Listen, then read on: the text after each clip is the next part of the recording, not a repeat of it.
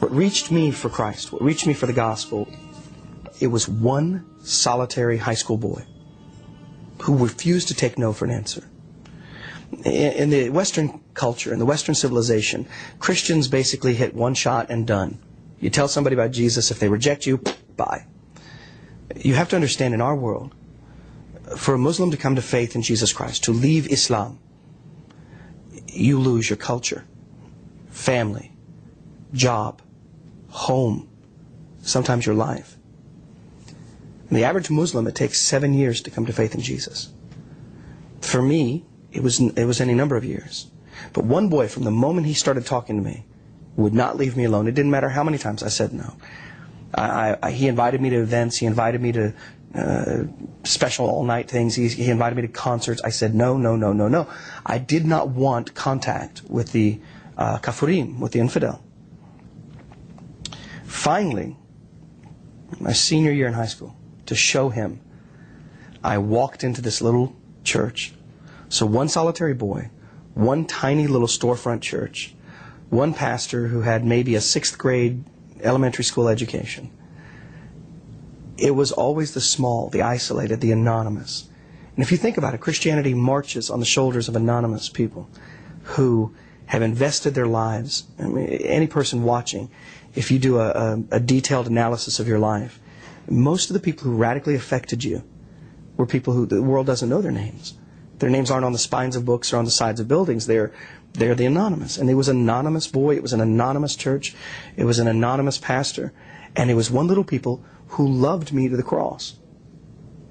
And this is important because everything I had ever learned about Christianity, I had learned from my imam, from my masjid, from my mosque, from my leadership. Every single one of them. And every caricature that I held was based on caricatures that other people had held. The meaner I was to them, or the more sarcastic I was, or caustic I was, the nicer they were to me. I sat by myself, boom, they all come sit around me. I'm churlish, and they just smile. I was amazed at the ability of the Christian to love me in spite of me. And this is important because it's unconditional. And when I finally afterwards asked them, why are you so nice to him? Why were you so... Well, they said, that's the way Jesus loved us. Romans 5:8, for God commended his love toward us that while we were still sinners, while we were still at war with him, while we still hated him, Christ died for us, the godly for the ungodly. That is a radical concept for somebody like me. He takes me to the pastor. The young man does. And the pastor says, what do you think about Jesus? And I said, in Isa. His name is Isa in Islam. We respect Isa. As a matter of fact, we named the 19th surah of the Quran after his mother, Surah Maryam. He said, you can't respect Jesus. It's something that I tell Muslims when they say, no, we hold him in high reverence and high respect. You cannot respect Jesus. Because Jesus declared himself to be God. Isa al-Messiah. Jesus said he was Messiah. And more than just Messiah to the Jew, but he came to die for the world. If Jesus said these things, he is not qualified to be a prophet in Islam. The people who claim to be God, and there's thousands of them throughout history that have claimed to be God, they are either diluted, or in the case of Jesus, he actually is who he says he is.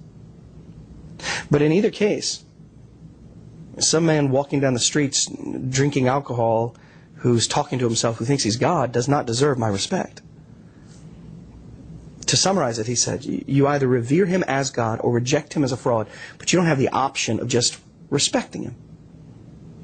That door opened. He asked me this question. He said, Islam teaches that Jesus wasn't crucified.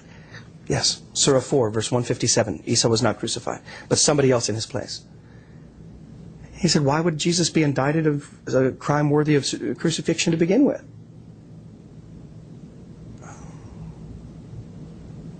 Was it trumped up charges? No.